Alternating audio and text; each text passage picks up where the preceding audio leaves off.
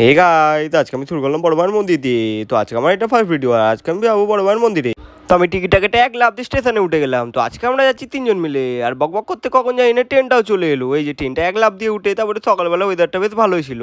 তারপর আমি চুচুড়া স্টেশনে নেমে টোটো খুঁজতে লেগে গেলাম। টোটো খুঁজতে খুঁজতে আমি দেখি টোটো একটাও পাই না। তো একটা পেয়েছি 80,000 টাকার টোটো। তো আমি টিকিটটা কেটে তাড়াতাড়ি করে লঞ্চের দিকে তো লঞ্চে উঠে দেখি আমার মোটে যেরকম ঢাকা, আর লঞ্চের যেরকম ফাঁকা। তো গঙ্গা ঢাকা খেতে খেতে আমি চলে গেলাম নৈহাটি ফেরিঘাট। তো ফেরিঘাট থেকে গিয়ে দেখি একটা হ্যান্ডসাম কাকু টিকিট নিচ্ছে। টিকিটটা দিয়ে আমি সঙ্গে সঙ্গে চলে গেলাম ডালা কিনতে। 100 টাকার ডালা কিনে আমি চলে গেলাম মায়ের কাছে।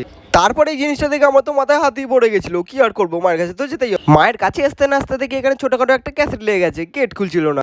মায়ের মন্দিরে প্রবেশ করতে না করতে এখানে দেখি ভিডিও ফটো তোলা বারণ। তো আমাকে কে আটকাবে, তোমাদের তো আমি দর্শন করিয়ে ছাড়বো। তারপরে আমি ঝপ করে একটা ক্লিপ। তারপরে আমি পুজো দিয়ে বাইরে এসে দেখি পাকাটা যেরকম ঘুরছে, ভিড়টাও সেরকম বাড়ছে। তাড়াতাড়ি আমি চলে গেলাম এই লাইনের দিকে। লাইনটা দেখে তো আমার খুব মায়াও লাগছে। তারপর 13 লাখ টাকার জুতো পাই গলিয়ে দিকে একটু তাকিয়ে আমি চলে গেলাম রিসার দিকে। আমি রিসার দিকে যেতে থাকি। তোমরা চ্যালেঞ্জটা